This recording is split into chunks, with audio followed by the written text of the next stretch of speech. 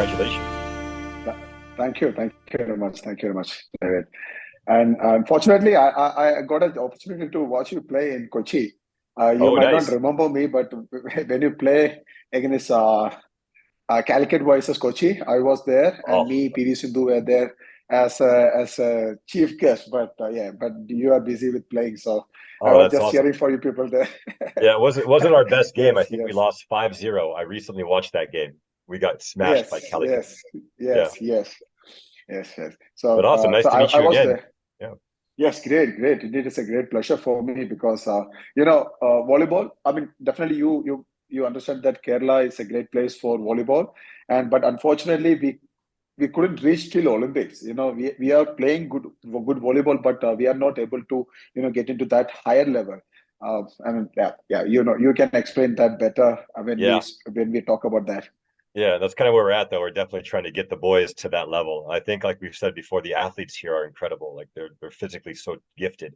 It's just the history Yes. hasn't been there quite yet. So I think it's just a matter of time until you see them taking down teams like Iran, Australia, Japan, China.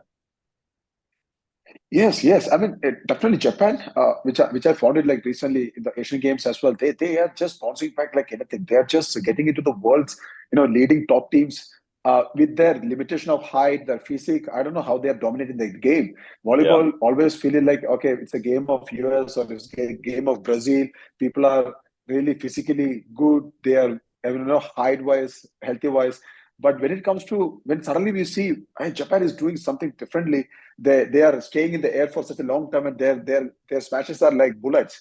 yeah. It's incredibly. I don't know That's how to yeah. describe that. That's what we say. There's many ways to kill the ball or like to score points. And the Japanese have found ways to do it Yes, other than just being big and tall. But they really yes, emphasize defense. Like that's a heavily defensive minded team, and that's where they yes, shine the most. And offensively, they're good. And then as block is kind of the one thing they struggle with, but their defense makes up for any deficiency in block. But it's really a spectacular team to watch to see guys that are, you know, not over 2 meters, most of them just flying through the air. And then they're really creative too with the offensive systems they run. yes. I mean, that's the exact things what my coaches always tell us is like the attacks win matches, but definitely the defense win tournaments. Because Yeah. as long as you are capable, you are good at your defense, you can win tournaments. So that's what we always take in hockey, especially. We always take example of German team, which is Mhm. like German. If they score one goal, they can defend that goal for another 60 minutes, and they just win it. Yeah. And that's what I always feel like. Oh, it's great to be a defender because being a goalkeeper, I've never ever been a part of an attacking thing because I always stand back. I just watch the ball, always try to stop it. That's it. Because Yeah. yeah, almost like a libero in your game. Yeah. But that has Not to be not the not most involving. yeah. What a stressful job you have though. You know, like when you're up 1-0, it's like you have to like stop the ball at all costs. Or, Yes, that's incredible. it's more of a mentality, mental game because. Being a player, I mean, we understand that how we involve in a game, right? I mean, being an attacker, you always feel like, okay, I just want to join everywhere when the ball goes. But being a goalkeeper, I cannot do that because I just stand behind and my game is here, always on Mm. my brain. Because there are two ways of thinking. One is like positive way, okay, we are 1-0, I mean, leading, okay, we can win it.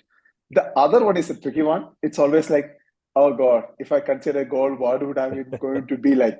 Yeah. So it Yeah. is really tough for me.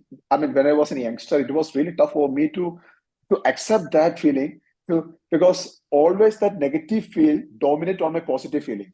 Mm. And every narrow small situations, it's feels like now I'm going to consider goal. Now I'm going to consider goal.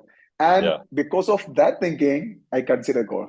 But now after playing such a long period, I feel like okay, now my positive mentality is dominating over my negative mentality. And especially in Indian sports, I feel that kind of psychological factors affecting us a lot. Yeah. That's one of the topic which I definitely wanted to ask you how you develop in US, how you people develop the youngsters or the elite sports person psychologically. How do you Mm. train that? For me especially, like, we kind of grow up in a very positive atmosphere. Like we don't have coaches just continuing to tell us that we're bad or we're not good enough.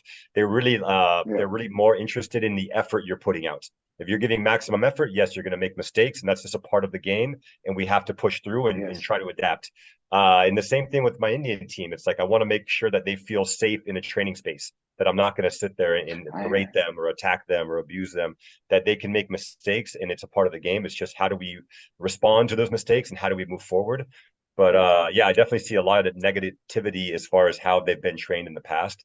And I've had that as well in my career. I played 5 years in Russia, and like there, it was very negative atmosphere. yes. And I think in the short term, you can get results out of players. I just don't think it's sustainable for like a long period of time because players immediately will turn off Mm, after, a few months of this abuse. They'll be like, "Screw you, coach! Like, why am I playing for you?" But yeah, for me, yes. it was fairly easy because I was very fortunate to have such great coaches that really didn't put that much pressure on Yeah. me. Yeah. That's a great thing because most of the times what happens with us is like I mean in India the sports is most of the time the people take sports as a career, and very small fluctuation in your performance that can put a lot of pressure on you because that's going to help, I mean, put you under pressure, I mean job wise or your career Yep. wise, because if you are not performing really well then definitely you are going down, then someone else is going to take up your place. So that insecurity is always pressurizing the player to, get under more pressure than overcome that and perform well. Because Yeah. Ex- if I take my experience, that's the same thing happens with us. Because in 2012 Olympics, London Olympics, even you were a part of that Olympics, right? mhm. Uh, we didn't win any match, even in a single match. So almost 7 matches we lost. We finished 12th. Yeah. And unfortunately, in 2008, in the Indian hockey team didn't even qualify for the Olympics. So Mm, the 4 years was like total mess. 2008 till 2012, it was a total mess because media were behind us. People were talking negative about us. And the first thing what we wanted to do that time was to qualify for the 2012 Olympics. So when we mm, qualified, we were like more satisfied. Okay, at least we done the first thing. But then the pressure in the Olympics, it was new to us, and we didn't know what to do. It's like a kid in a supermarket. We were like looking around and like, what is happening?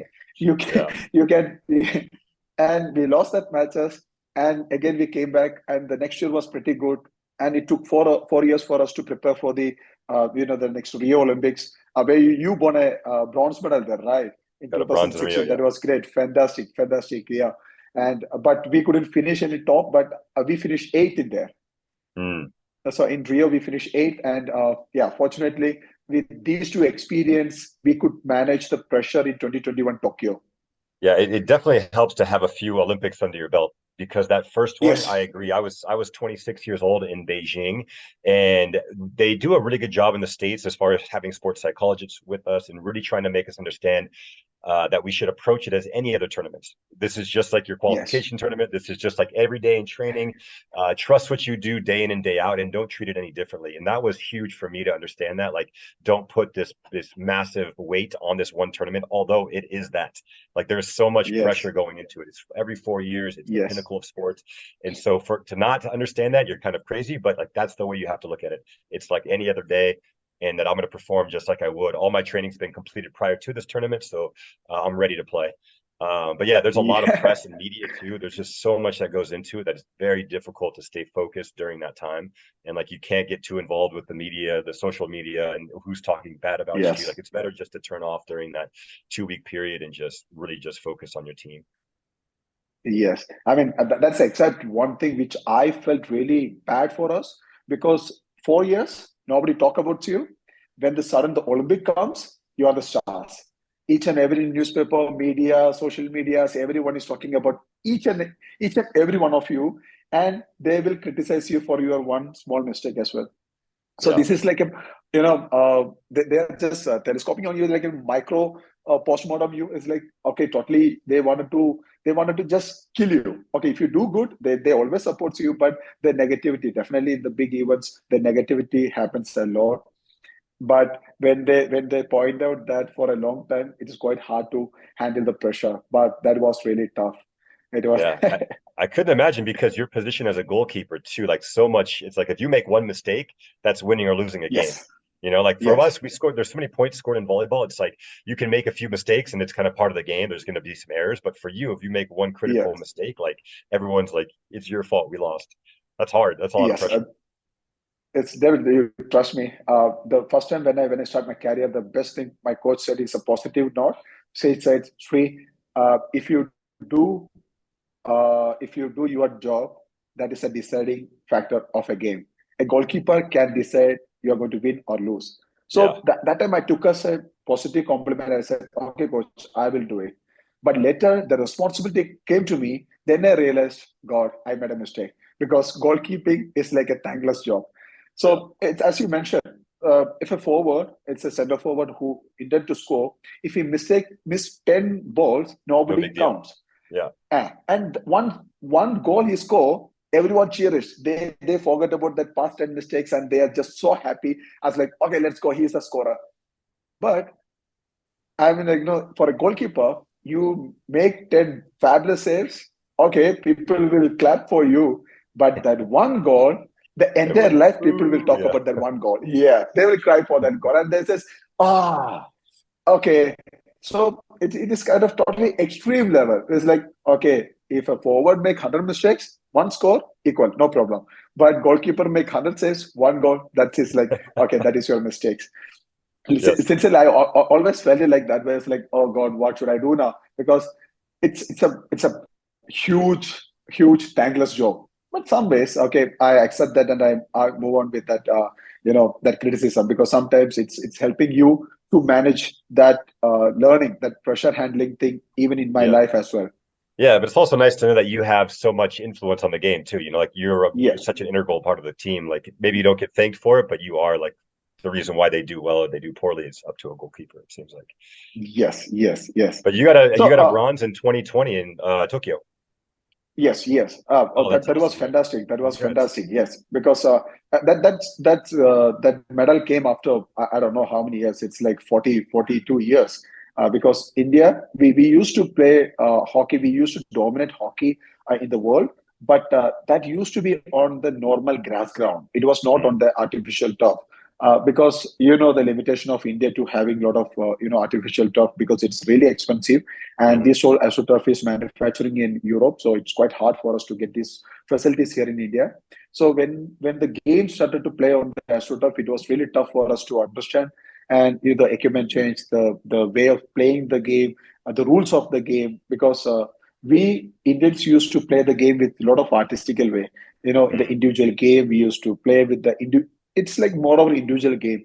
But on the AstroTurf, it's like more like team event. So you don't need to do anything specially with that thing. You don't need to any mm. fantastic skills. You just need to pass the ball, run with the ball, body play. So we were like not good with that. But now in the present moment, okay, we are getting better now. So at the current scenario, I think we are India team is there in top three in the world It's and awesome. playing that was my third Olympics, and now I'm preparing for this Paris. I mean, it's I definitely it's going to be a wonderful year for me as well because okay, I didn't retire yet. Okay, I'm just waiting for this for your info. So I'm just Yeah. preparing for this Paris Olympics now. Maybe it's going to be my fourth Olympics. Cross fingers. That'd be amazing, man. Absolutely amazing career. If you can make four Olympics, that'd be huge. Yes. For me, it is like a great thing. I just give you just a history of mine. So I am from Kerala, and in my place, we don't play hockey. We are good at Mm, volleyball, football, athletics, even basketball. So that's our game. So when I choose hockey, my entire family was against me. They says no, that's not our game because it is not. It was not that familiar in my place. Uh, in the then South, yeah. getting a background like that, I mean, preparing my fourth Olympics, it's like something I don't know, beyond my imagination, beyond my dream, but somehow I reached it. But yeah, I just want to ask you, David, about your preparation before Olympics. How was it? I mean, how do you, I mean, US team prepare before an Olympics big event? Yeah, we have very interesting professional volleyball players. We have like a European season or Asian season we played, then we have the national team season. So for us, or for me, for my first two Olympics, I didn't really have an off season. So I had maybe two Okay. weeks off pre and post national team and 2 weeks off before or after the European season. So I was always in this constant state of readiness where like was this very Okay. fine line of like pushing hard enough in the weight room to be great, but not pushing too much for injury. So I was always trying to stay in this like constant state of injury free, but also performing at a very high level. And it's a Yes. really difficult balancing act, to be honest. So it takes a lot from our coaching staff to see what the player needs, our strength coaches see what the players needs, the proper nutrition. But they build out a great team. They have sports psych. We have really good sports Mm. science, and we also have incredible coaching staffs. But for me, going into the first two, I was fairly young. I was 26 in my first. Um, and my last one, I think I was 36. Yeah. And it was a big difference, to be honest. Like the Yes. 36, when I went into 36, I took the professional season off halfway through the season. So I stopped, Oh, I only played from January until say May, and then I started with the national team. So I had like a shorter season to kind of save my body. I knew it would be my last Olympics. And so it was like, how yes. can I make it so that I'm not hurting or I'm not beat up from a long European season? So I Yeah. self-regulated just to try to do a little less that year so that I was ready for 2016. But before that, our preparation is we have to qualify, of course, and our first chance to qualify is through World Cup, and only the top team qualifies out Okay. of World Cup in Japan. And we only qualified in 2015 through that route once, where we won World Cup Yeah. Mhm. qualify for Yeah. Rio. Before that, we always had to qualify through our zone, which is called Norseca, and that zone has Mhm. North America and Caribbean. So for us, we have to compete Okay. against Canada, Cuba, Mexico, kind of in that order of difficulty. So the U.S. normally has a Yes. pretty not easy way to qualify, but we always qualify for this sport. Let's put it that way. Yes. Um, but yeah, for the most part, it's just yeah, we do a lot of training in California. We do double Okay. days almost every day, lots and lots of video. Like our preparation honestly has a Yes. lot of video analysis, which I think is the best way to learn for students of the game. They have to watch video on themselves. A coach can watch you and Yes. say you're doing this wrong or you're doing this right, but not until I think the player sees it, it really reinforces what a coach is saying. So for me, that's the way I try to coach here in India as well. But Yeah. yeah, preparation before the Olympics, it's like make sure everything's in order, lifestyle's good, family's good, I health know. is good, like make sure you're ticking all the boxes that you feel like comfortable to enter into a competition of your life. That's fantastic. That's fantastic. But and one more question which I wanted to ask you, as you are one of the experienced and I mean, no, player, but still playing in different countries, different leagues. How that help you to renowned as I mean, one of the best player in the world? How Yeah. does that help you? I say that a lot about because USA does not have a professional men's league. And so I honestly credit a Yeah. lot of our success to the Italian league, the Polish league, the Russian league. They really give our players a platform to play against the best players in the world. And without that, I don't think the US would Hmm. be where it's at. So we really rely Oh, heavily on having our players go out, play pro with the best teams in the world. Then they come back even more refined to the US camp. But I honestly, I think I learned a lot more. I progress more when I'm with the USA national team than I do overseas. But they're mhm. very related, and it's very like a necessary thing for us to go overseas to really get that experience. Wow, that's great. That's great because I always found when I heard about this Prime Volleyball League, it's like always good for us because that's a platform where the youngsters get and where they can come up and they can showcase their their talents and players like you, it's like an added plus point for our youngsters because in India we had a Premier Hockey League and later it's called as a Hockey India League, which helped me a lot because being a youngster that those times in the team, I was really curious about looking into the top players coming from different countries. I used to Yeah, eagerly waiting for them to to watch them what they do, how do they train, how do they take or talk in the them because that was really good for me because I knew that okay I do had a lot of senior goalkeepers in my team and I knew that okay I'm not going to get any opportunity to play in that tournament, but I was so happy to see them how they prepare themselves because it is totally different for us. It is like okay I eat anything before match, not now but before. I used to I mm, never used to care about my diet, my sleeping pattern, or my preparation, or morning routines, or I never used to involve in the meetings. I used to just, I was a very good listener, but I never used to take any initiative to talk, coach. I did had any issues there, you know. Mm. So that was one kind of things which helped me during this I mean, no, that's a hockey India league says like looking into the top players and learning from them to some sort of on 1% if you improve and learn from them, that's a positive sign for positive sign for me to develop myself as an individual player.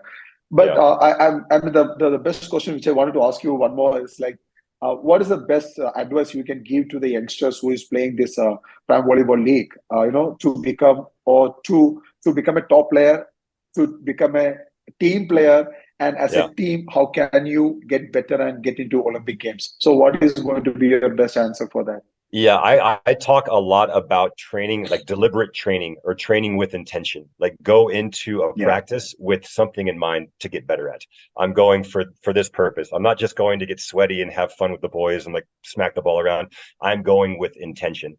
And I think that's something that's lacked. I've seen lacking the first 2 years I was here, but since I've been here, it's really like this is what we're doing. This is why we're doing it. This is the result we're looking for out of these drills. So yeah, intention focused training. I also try to tell them find players like you were kind of talking about before that you can emulate. Find other people that Yes. you want to be like that are at the top of their level, that probably have the same physique as you, maybe same kind of attributes physically. Watch them on video as much as you can. If you could see them Yes. in person or you can play against them, but find someone that you think is great and try to be like them. I had a guy from Brazil, Yeah. this guy Gustavo. He was a middle blocker, and he was the one I emulated my whole career. And it really, just by Wow. watching video of him and also getting to compete against him, it upped my level so quickly. And so I really hope players just like Yeah. really think about like you said, find a role model and try to emulate that person. If they can make you 1 or 2% better, more power to them. That's great. That's great. That's going to be a valid advice for the youngsters who are looking forward to become, you know, making volleyball as a career and definitely need to dream about playing in Olympics one day for sure. And Yeah. I'm definitely I'm a family person. I'm my wife and I got two kids and my parents also staying with me. So Oh, David, how congrats. do you manage your family life? You know, simultaneously with this volleyball career because you play a lot of leagues, you won't be available at Oh, US every time. So how do I you manage was this? Yeah, I was a bit of a nomad my early years. Like I had a Oh, girlfriend okay. before that traveled with me for 7 years. And after we split, I was like, I'm not going to start a family until this travel is done. And so I put it off until Okay. 2 years ago. I got married and actually I have a child on the way, a baby coming in September. That'll be our first. Wow, So congratulations. thank you so much. Yeah. So really, I was very focused on my career when I was there. I thought it was really difficult to manage that and balance that. A lot of my friends do that where they play 8 months overseas and then they're back with their family for 4 months and 8 months, and like the family comes over for a week or Yes. two. And I could see it was not an easy path, although I was envious of that life. Like I really did want to have companionship at an earlier age, but I put it off, kind Yes. of sacrificed some of that for the sports, but also like I said, I was a bit of a nomad and I wanted to go explore and travel as much as I could and see a lot of the world. But now I have my wife. She's actually going to come to India this year and be a part of the PVL and watch some games. But yeah, it was difficult. Wow, I mean, that's my great. parents That's obviously fantastic. were a big part of my life. My parents traveled a lot to overseas to visit me. They came to Russia, they came to Italy, they came to Portugal and France. So they were always supportive of my career, which was really helpful to have them on board. That's great. That's fantastic. So how does this going with you now? And Bangalore, how does Bangalore doing in Good. the I mean, I PVL? mean, the league every year gets better. I mean, there's so many better teams. Mumbai and Delhi this year Yes. are much better. There's like probably 5 teams that could win a championship. But our team is Yeah. like, we're not the most physically dominant team, but I think we're like the best team. And I Mhm. think we have the best skills to like beat teams over time. The problem is this league's a bit of a Okay. sprint. Like you only play to 15 points. There's super points, super serve. So like it's kind of Yes. a Yes. gamble every time you play. But I like our team. Right now we're 3-2. We're in a good position. The boys are pretty motivated. Like they're all like in good spirits. They're all healthy, which is huge. And yeah, I think if we get 1 or 2 more wins, we can pass on to this next round in a good position and we'll try to take home a championship. But every Great. time we train or every time we play, like our goal is to win and win a championship. Even if it's a lofty goal, okay, whatever, we're still going for it. Yeah. Okay, great, great. So, anyways, David, good luck with your PVL tournament and all the best.